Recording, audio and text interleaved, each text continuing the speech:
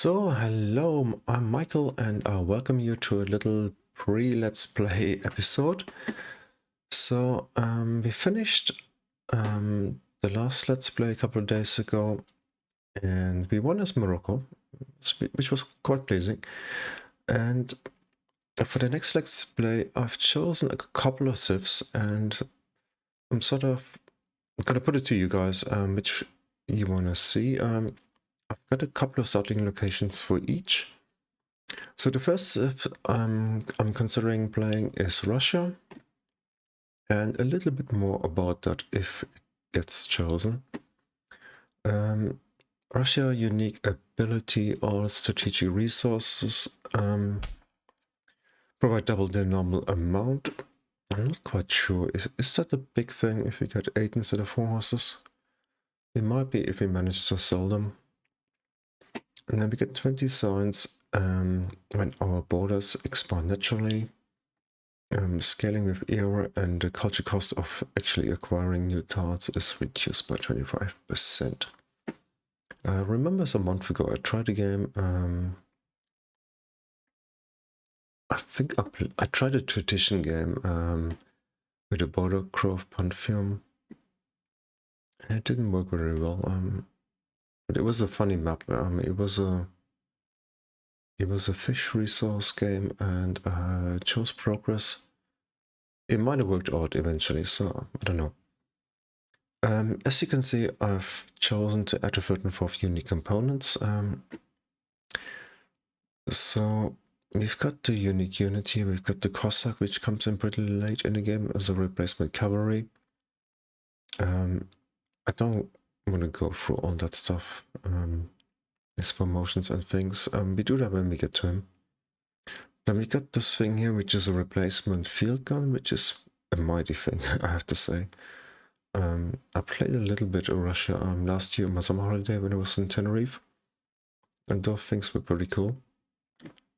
We got the Ostrog, which is a replacement bastion fort. It's also reasonably late. It gives you some production, some plus supply cap. I'm not overly fond of it. I don't necessarily want to build that thing in. I wouldn't normally build a bastion fort in every city. In fact, it's one of the reasons why I decided to add the third and fourth unique components, because the third and the fourth one are arguably better than the first and the second one. So the last thing is a replacement customs house. Plus 2 gold, plus 3 culture, and some other stuff. Again, when we get it, we can have a closer look.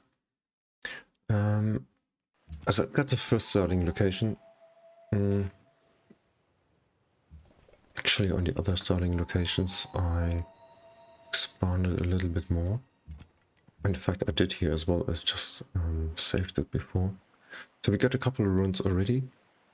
It's a series resource game. Wales, nice monopoly bonus, plus 10% science. The tile in itself is also pretty good. 3 food on 1 hammer, and then maybe if I hover long enough, it might not tell me what happens with fishing. Let's try again. It doesn't want to do it, right? Why not? Oh, it's straight. It's pretty good anyhow. I think we get some extra science and some hammers anyhow. And as for a starting location, we could go onto the hill. We'll be moving away from this one. So I might just settle in place here.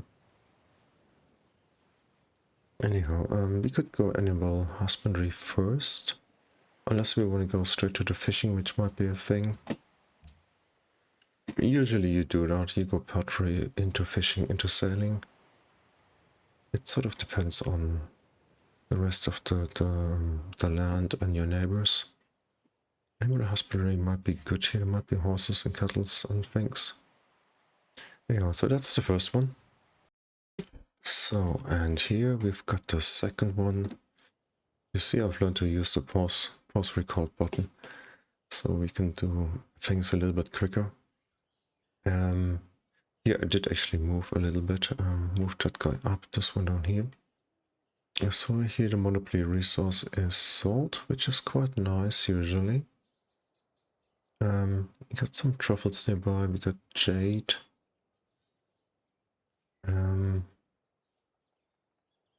Again, sort of not amazing, but it's okay. Let's just hover over that, we can see the tiles. We have one pretty good tile immediately, then this one might be okay.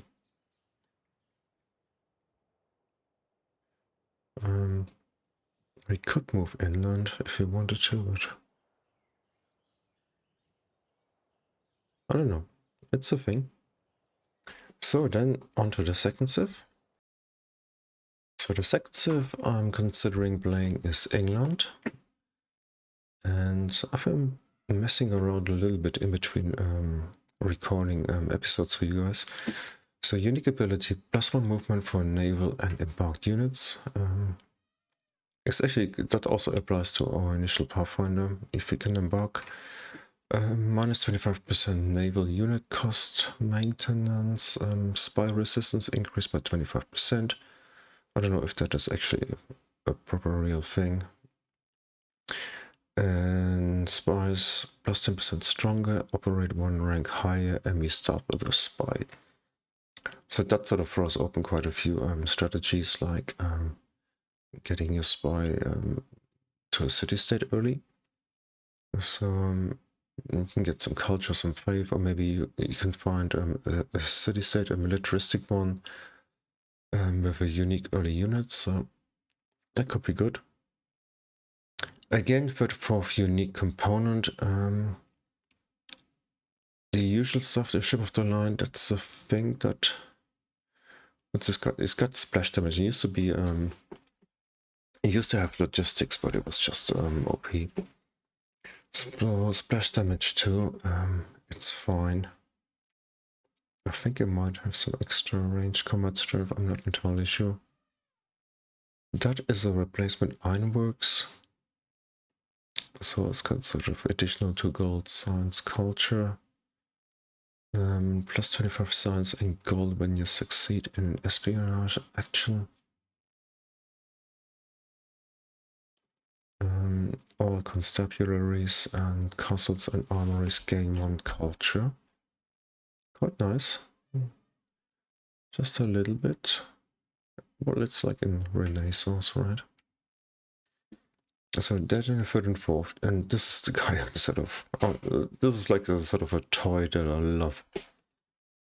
Longbowman. Range combat strength 19, range 3. This is absolutely amazing. It's totally OP. For one, it allows you to go straight down the logistics route with your initial, what do you call them, slingers and archers and composite bows. Because eventually when you upgrade him to this guy, he's going to get range, and can actually get range 4. That's something one of you guys might know if you've been sort of toying with England. So if you get a range +1 before you get this guy, you get range 4. That would be insane. It's like artillery, right? And I don't know what that Agincourt promotion is. I might let's have a look at that when we get to it. The steel mill is a replacement factory. +5 production, plus 1 production for every 2 citizens. Yeah, pretty good stuff. Manufacturers work by the cities gain 4 production. 2 specialists no longer produce unhappiness. Pretty cool thing. Again, I think the 3rd and 4th components are stronger than the first 2. So, starting location, first one. I didn't spend an awful lot of time. I re-rolled starting locations for both civs a few times, but I didn't spend more than, I don't know, 7-8 minutes on it. I want to get going maybe tomorrow, Friday. I might do. So here we got an atoll reasonably close by. We got pearls, which are not amazing when improved, I don't think. And this time it tells me it's possible hammer plus 2 gold and culture. Well, arguably it's not so bad. Monopoly thing is to faith. So you could start with the monument and then go straight down to fishing line and sort of delay the shrine, delay the pantheon, but sort of get an early religion. And just like we did in the last game, in fact. The rest of the terrain is not amazing. We've only got a couple of hills here, so we might struggle for production. Anyhow, that's the first starting location. I've got one more. And that is the final starting location. I'm just doing it a little bit differently this time. So last time I also did a sort of pre-series episode asking you guys what I want to do. Sometimes I give starting locations, sometimes I give different civs on offer, sometimes I just do whatever I like. Here it's actually, I don't know why it shows this. Because it looks bad, right? It's wine again, like we had in the last game. We've got an atoll and we got crabs. And a whole lot of jungle. England in the jungle. So, yeah, I guess this is the one you wanna choose if you want to see me struggle. It might be okay if we go animal husbandry here. There must be some horses and cattle and things. There might be some, I don't know, are sheep only on hills? I don't know this game. So anyhow guys, let me know in comments what you want to see, and I'm looking forward to seeing you for this series. Bye bye.